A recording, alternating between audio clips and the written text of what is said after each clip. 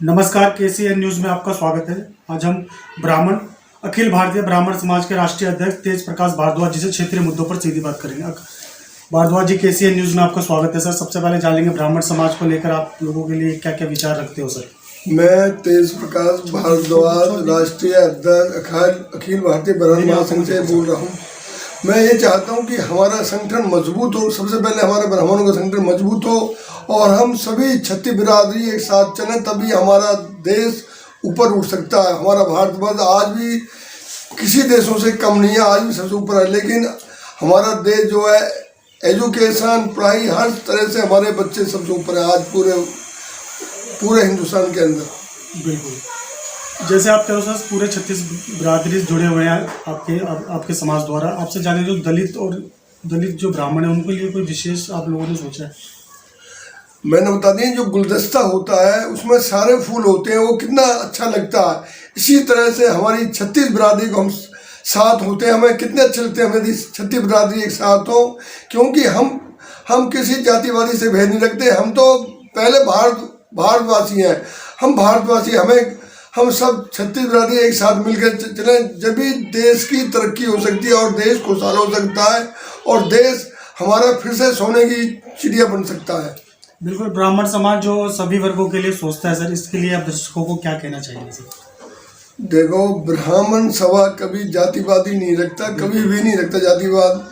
ब्राह्मण समाज सभी को एक साथ लेके चलता है। जिस तरह से बड़ा भाई छोटे भाइयों को साथ लेके चलता है, इसी तरह ब्राह्मण समाज 36 बिरादरी को साथ लेके चलता है।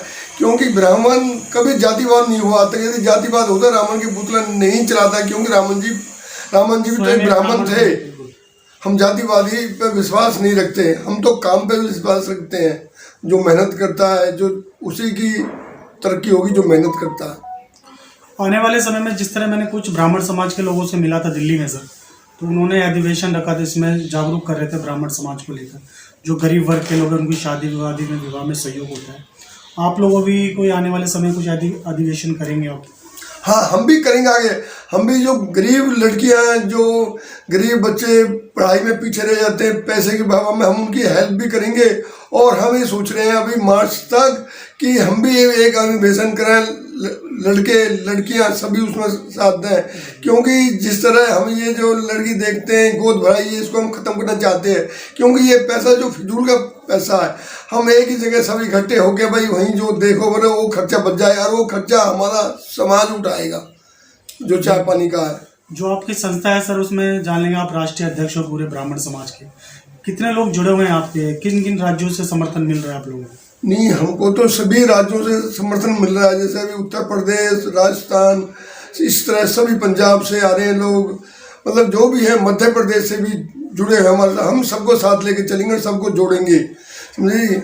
हमें ये है कि हम सब इकट्ठे हों, हमें लड़ाई झगड़े नहीं करने चाहिए आपस में। क्योंकि लड़ाई झगड़ा करना एक नुकसान है। जिस तरह से एक के दो बेटे हैं, दोनों बेटे में झगड़ा हो गया, एक की फटकी पैंट, एक की फटकी बुशर्ट, तो उसका जो खर्चा है वो माँ बाप ही तो करेगा, उसका जो खर्चा करेगा। इसी तरह हमारे देश में जो भी नुकसान होते हैं कि भाई उसकी प्रॉपर्टी को उसको आग लगा दो, वो नुकसान कर दो, बसों को फूंक दो, वो सब हमारा देश का ही नुकसान है।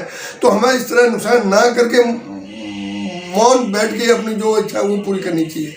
आपसे पंडित जी ये भी जानने की कोशिश करूँगा, जो मौलाना होते हैं, जो नमाज पढ़ते हैं मस्जिद के अंदर, उन्हें कहीं ना कहीं महीने में सैलरी मिलती है। आप नहीं चाहते कि पंडितों को भी सैलरी मिले समय पे? नहीं, हाँ, ब्राह्मणों को भी मिलनी चाहिए। क्योंकि भारत में सबका कानून एक ही होना चाहिए, उनकी भी तनख्वाह मिलनी चाहिए। क्योंकि वो भारत में रहते हैं, अपने बच्चों को छोड़ के मंदिर पर रहते हैं और वहाँ सेवा करते हैं मंदिर में सभी आने जानों की। तो इसलिए उनको भी, क्योंकि कोई आ जाए मिलने वाला, उनको चाय भी पिलानी पड़ती है उनको, इसीलिए उनकी तनख्वाह जरूर होनी चाहिए। मैं सरकार से प्रार्थना करता हूँ, मैं मोदी से प्रार्थना करता हूँ, क्योंकि हर एक की जो मंदिरों पर रहते हैं उनकी सैलरी जरूर मिलनी चाहिए। सर, आपसे जानूँगा, काफ़ी लोग अपना मांगने भी जाते हैं, मतलब अन्य वर्ग के लोग होते, चाहे मुस्लिम भी हो, वो हिंदू का वेश धारण करके, साधु का वेश धारण के मांगने आते हैं। इसको लेकर आप लोगों ने कभी कोई आवाज़ उठाई कि इस तरह का विरोध होना चाहिए? क्योंकि वो लोग मांगते तो हैं राम के नाम पे, लेकिन मन में राम नहीं होता सर उन लोगों को। देखो, ये हमको पता नहीं चलती कौन कहाँ मांगते हैं, क्या मांगते हैं। हम ब्राह्मणों में कोई नहीं मांगता, क्योंकि ब्राह्मण किसी से कम भी नहीं है, एजुकेशन में भी ब्राह्मण सबसे ऊपर है। थी ये कहते हैं ना, एक गरीब ब्राह्मण, ये तो एक किताबों में किसी महाराज ने लिख दिया, लेकिन ब्राह्मण कोई गरीब नहीं है, कोई एजुकेशन में पीछे नहीं है, समझी। आजकल के जो ब्राह्मण है काफ़ी मजबूत दिखाई देते हैं, लेकिन सर अगर पिछली बात की जाए तो पहले के लोग जो ब्राह्मण थे उन लोगों की अगर दिशा की बात की जाए तो कहीं ना कहीं राजपूत पे ही निर्भर थे वो ब्राह्मण सब। नहीं, ऐसा नहीं था। ब्राह्मण की जो है ना जमीन बहुत सब पैसा था, लेकिन ब्राह्मण पूजा पाठ में लगे रहते थे, इसलिए उनको कहते भाई तुम खेती बाड़ी करो, तो वो खेती बाड़ी करते थे। जो बनिया है वो अपनी दुकानदारी करते थे, पहले हर एक का काम बांट रखा था। हाँ जी, उस जमाने में भी काम सबका बांटा हुआ। ब्राह्मणों की पहले बहुत पूजा होती थी, चाहे हिंदू मुसलमान सिख ईसाई कोई हो, लेकिन ब्राह्मणों की तो हर जगह इज्जत ही होती है, हर जगह मान सम्मान होता है ब्राह्मणों का। तो आज भी उन लोगों को मान सम्मान की नज़र से ही देखा जाता है। सर आपसे जानने की कोशिश करेंगे, आप कांग्रेस के बहुत सिपाही रहे हो काफ़ी लंबे समय से, इस टाइम जो कांग्रेस की स्थिति देखने को मिल रही है भारत के अंदर, क्यों इतनी कमज़ोर नज़र आ रही है कांग्रेस पार्टी को? देखो, अब नहीं आएगी, क्योंकि हमारा संगठन मजबूत होगा। अब संगठन मजबूत हो रहा है और हर जगह भी कांग्रेस आएगी, क्योंकि कांग्रेस में सभी लोग ईमानदारी से काम करते हैं, कोई वो नहीं करते, इसलिए कांग्रेस आएगी अब की बार।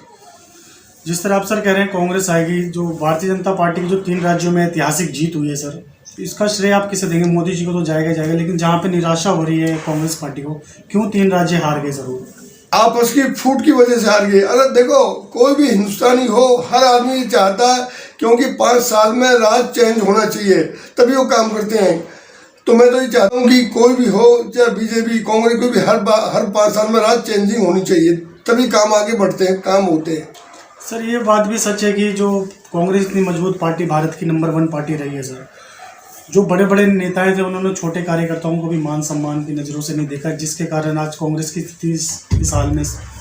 आप सच कह रहे हो कि भाई हम जब तक एकजुट नहीं होंगे, हमारी इज्जत हर कार्यकर्ता, हर अब बच्चा जो पैदा होगा ना, वो भी अपनी इज्जत चाहता है।